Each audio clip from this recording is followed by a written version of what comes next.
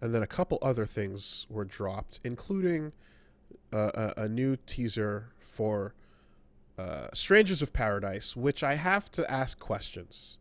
I have to Ask ask your questions questions. because have you started or touched it besides the demo? Nah, Okay. nah. Have you Oh been? wait, I touched the demo. I touched the demo for a little Okay. bit. Have you been following the journey that Jack Garland has taken in the heart of the internet? Oh yeah. Oh, he's the internet's id It has right there. become immensely confusing because like it feels, I don't know, and I might be wrong because I don't know and I haven't seen or played, but it feels as if it's gone from who is this dumb edge boy, I can't believe he won't shut up about chaos, this is the worst, into oh my god, it's going all the way back around, he's the best, he literally can't stop talking about chaos, and him and his bros need to kill chaos, and I'm gonna kill chaos with them, and we're all bros together. I love him. Yeah. And it may or may not have something to do with the fact that he interrupts a dark elf in the middle of a soliloquy. No, that's not why. Okay. Is it because the combat is actually fun? Nope. Okay. What you're not understanding, Wooly, is that the two emotions that you have identified as being separate are in fact actually the same emotion. I know. I know they are the same emotion. I can tell that. But when it was revealed, people were like, what the fuck is Square doing? Was the end of the Yeah. sentence. Yeah, and no, so right, but then the more that you saw of it, the more that it was just more of that, and that was the whole bit. Like, because the way that it looked like is that was a badly produced Trailer. version of like a real video game. But no, we've discovered that it's actually a completely fake video game. And then it's just like that the whole time. And then we see the interview where the director is like, so we saw everybody laughing at the chaos stuff and we didn't like that. That was very difficult. It's not what we were hoping for it to be received as. And it's like, so you designed the edgelord to end all edgelords. Like, and with seriousness. and in the form of taking Garland and showing his origin story, and this was unintended. Yeah, dude, there's a shot of him at his wedding checking his cell phone. Like, telling his bride, like, shut up, I need to check my phone for crystal messages or something. But this is what's so confusing, is like, they're doing this edge thing, and it's not the, oh, we know when we're leaning into it. It's sincere. Because the director absolutely doesn't understand why people are laughing at the chaos bit. What the fuck is happening? It's so, like, I don't know if you've touched the game. No. They put out a trailer, and I think the trailer carries over to the real game. Sorry, not the trailer, the demo. It's one of those. Yo, that game looks terrible. And I don't mean like bad to play. I mean, that game looks and runs like shit. It is a like the writing and all the talking feels like a fucking weird ass knockoff 2007 Xbox 360 game. And it looks like it. Like it really does. So when you play it on like performance mode, like it runs well, it looks like fucking smeared. So are we all just in the middle of Tommy Wiseau Final Fantasy right now? Is that the energy in the room? Well, it also plays really well, and it's like Neo 3. Well, so you're saying it looks like shit, but the combat's good? Yeah, combat's super good. Good, It's yeah, Neo okay. 3. Right, okay. Yeah. Like it's straight up Neo 3 with a bunch of the Remember all the complaints I had about Neo 2? A lot of them, are fixed in this game because of the job system. Okay. But that's the energy in the room. Oh, hi, Mark. I'm here to kill chaos. Yeah. Okay. 100%. Seeing the phrase Edge Kino in the chat. Oh, fuck off with that. Edge is not Kino because it cuts you. It is now. It is now. And then there's the two partners that he partners up with, me and Ninja, and then together Have you with seen Jesse the cutscene Pinkman. where have you seen the fucking cutscene where they meet? Yeah, yeah. It's fucking unhinged. They hold They their just walk stones up out behind him and then brofist. and they just it's literally like, "Hey, I have a cool rock. I have a cool rock too. Do you want to be friends?" Yeah. So Touch. I'm hanging out with Jesse Pinkman and Ninja. Am I cool? Yeah. No. Oh, what do I do? You gotta get the blue mage robe on, then you're cool. Mm. Okay. Okay. So like, And like then the girl shows up and she's like, "I got a cool rock too," and they're like, "That's cool. You want to join our bro gang?" I saw the cutscene of some elf going, and that is why. Then he's like, "Now hold on, I just want to hear about the crystals." There's like, and it's just, the absolute press button to skip in cutscene. I don't like. Okay, let's all think about something. So, Metroid Other M and Stranger of Paradise, Final Fantasy Origin, both have a lot in common. They are both more action-centric versions or spin-offs of their main franchises that put a new, weird take on the character. With Samus, they wanted her to appear to be more sensitive, right? That's not really how it came across, but you can believe that was the intention, right? With Stranger of Paradise, I can't even attempt to zero in on what the intention is, because it's coming across so intense that the father of Final Fantasy villainy, the biggest bad for 30 years onwards, the evilest dude that fought the ancient warriors of light, is the fucking weirdest, edgiest, dumbass shit kicker that I've ever seen in a game. I can only assume this is what happens when Squeenix drags the Western appeal bar to the maximum and says, let's design this for that audience exclusively. So, like, there's two ways you can do it, right? Oh, there's three ways you can do it. There's two good ways you can do it for characters that are supposed to appeal to the West, right? You can go subtle. You can have Nero, right? Mm-hmm. He's not as cringe as Dante. He's got a darker edge, but he's still clearly designed with the same ethos, right? And so Nero becomes very popular. Though he does, there are some like, well, I was gonna say Kurono from Gantz has a similar kind of like, disposition. But go on.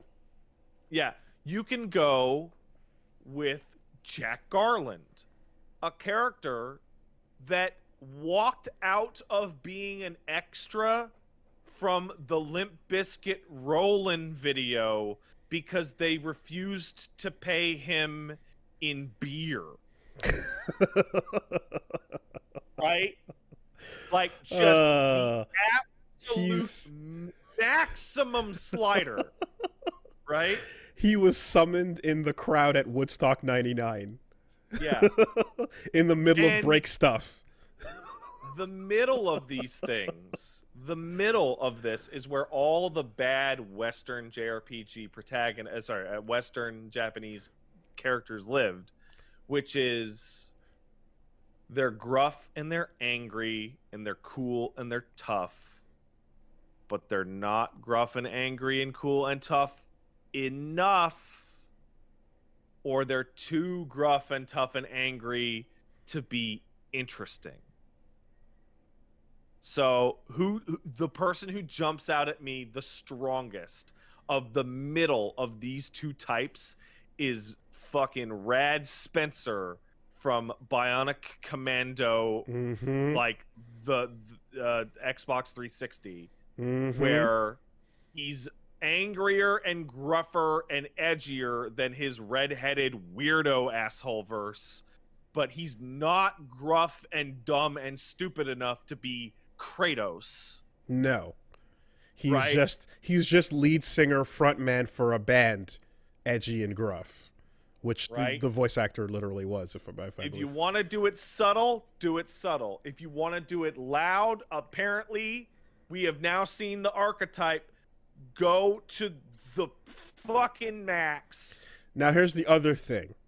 Um, in People are FF, pointing out Senator Armstrong is a really good example yep, of this. Armstrong is. I played football. I'm talking about my days back on the field in college ball. I'm literally just an American senator, to the maximum. When you bring in Garland and do this though, like if I like Garland has just been big villain cape sword guy forever, right? Has there ever been any other attempt to like show anything inside of him? Well, FF1 doesn't really have a whole lot going on. Well, yeah, but I mean, in him coming back in Dissidia and shit like that. Nah, he's You know. evil. It's just the big sword knight. Yeah, okay. So I would like to ask the question of the people who designed Jack, because this would be a question that would only apply to their knowledge of the American version of Final Fantasy 1. Because in Final Fantasy 1, the translation is garbage, and Garland's big threat to you is that he's going to knock you down. And it's really fucking stupid and dumb and weird. And Jack in Stranger of Paradise will literally yell out that he is going to knock people down. Yeah. Okay. And I'm like, are you basing this whole character off of the dumb translation of FF1 in English from 87? Because if so, damn. But that's why I want to know. Man. That's why I want to know what other characterization was given to him in Dissidia, because that would be your halfway step I to mean, I figuring played out. City. He's evil. He's an evil guy. Yeah, and he's just yelling evil. all his evil quotes and right. I'll get you this time. Because I guess that's the thing is like this Dissidia incarnations of these like old characters would be then the idea of what Square thinks they would become adapted to in a modern context. And I'm assuming they're all pretty accurate and good. Mm-hmm. But like Garland, he's got, God, I want to say he's got like fucking 8 lines of dialogue in the entirety of Final Fantasy 1. Okay. Like, and I'm assuming that like Origins here is going to just be about Jack slowly getting those armor pieces and becoming that. You know, it's the fucking logo of the game. I mean, dude, I don't know. Like, I really don't, because like everything about the reveal. Well, I'm gonna use big ass air quotes reveal. It's so fucking weird, because like they really genuinely thought that it was like gonna be a fucking twist, like a twist. Like you're gonna get to the end and be like, oh, he was Garland the whole time. What? And it's like, people figured it out within like an hour of the first trailer coming out. They didn't say his last name then, right? He was just going to kill Chaos. The part where he says my name is Jack Garland, I think that clip in the trailer is like from the fucking ending. Like that's what it feels like. And so like, are they going to just play it up like last 4 minutes of the game is like, what's your name? I'm Jack Garland. And then he puts the helmet on and sits on the throne, and like that's it. Like, I think that's what it's going to be like. I think because they're not going to change the whole fucking game. Yeah. So Western appeal slider up to 11 on everything, it would seem. And mainline Final Fantasy character being fucked with. But sure. because I see that people are like, yo, this game feels really fun, feels really good. Um, so fuck it, we love Chaos Boy, and now we're all Chaos So memeing, and that's the energy is protect Jack and protect your bros. the other thing, Anything to kill Chaos together. the other thing about the game that I think I talked about it briefly before, but like now more of it has been seen. Um, this could be called like Celebration of Final Fantasy, the game. Oh, Like so it's Neo 3, right? So the levels work like Neo levels. Like you pick them and you go to them, and like this is this place and this is that place. And like in the demo that just came out, it turns out you're going to dimensions, and the dimensions are numbered. And I think the second level is you're going to Dimension 8, and you're going to the Fire Cave, and it's the fucking tutorial Fire Cave from Final Fantasy 8 that has been very, very loosely tied into FF1. okay. So But portal but hopping. it is right?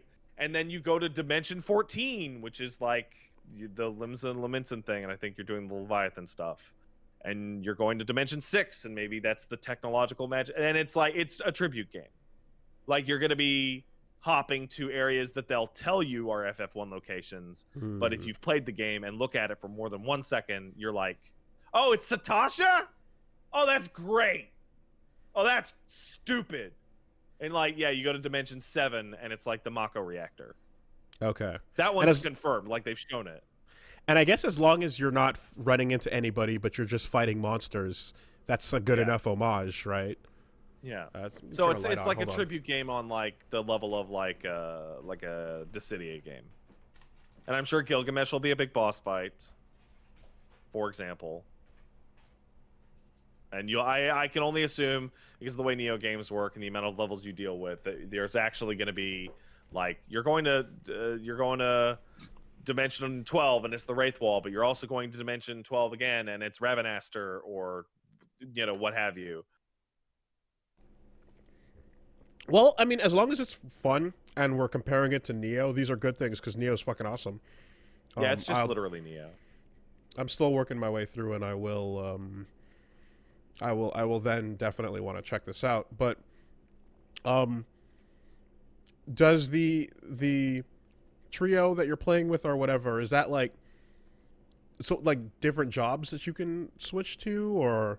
Yeah, dude. There are the full gamut of jobs. Paradise.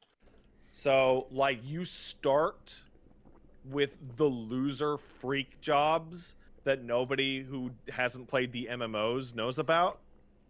So like Pugilist and Marauder and Thaumaturge, right? Sure. Which then become Monk and Warrior or Berserker or Black Mage. Okay. Right? People are saying 27 jobs. So like damn. The Jamaican. whole gamut. The whole one. Like Lancer to Dragoon, right? Mm-hmm. Like the whole gang. And that to me makes the Neo skill system a hell of a lot more easy to understand, because you switch between the jobs like a style in Devil May Cry. Oh, it's really instant switching. Yep. Cool. Okay. Jack is able to do what the main character of FF14 was doing in the Shadowbringers trailer, but for real. Why the word job stops being stops applying at the moment you're style switching between years. And they stole it from Dragon Quest too. Like you can't. It's too late. Like at that point, you can say class switching if you don't want to say style switching. No, it's but not job switching classes. Buttons. Classes are different. It's a job. Well, totally different.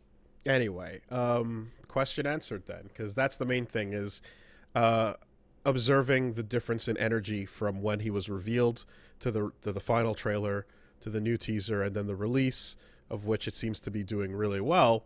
But I'm like, everyone loves him now. What happened? And it's like They loved him right away. because it just never stopped. But I like there was a distinct flavor of like it's over. Squeenix doesn't know what the fuck they're doing. Oh my god, this looks like a train wreck. That Well, then no, that's true, and we're gonna talk about that in a few minutes. and then that seemed to like dissipate into just like fuck yeah, Chaos Bros. So We JO together. one of the things that I've seen is people. It's been this long-standing thing of like, there are folks that are like, this looks like garbage. I can't believe everyone is being ironic and pretending to love this because it's so bad. And it's like, no. Just because you find it embarrassing or whatever doesn't mean that people don't legitimately enjoy it. The fact, like, Linkin Park is kind of a little bit cringe. Their lyrics are embarrassing. I don't care. I fucking love Hybrid Theory and Meteora. Right. What I will listen to those albums in my house without headphones on, and I don't care. Yes.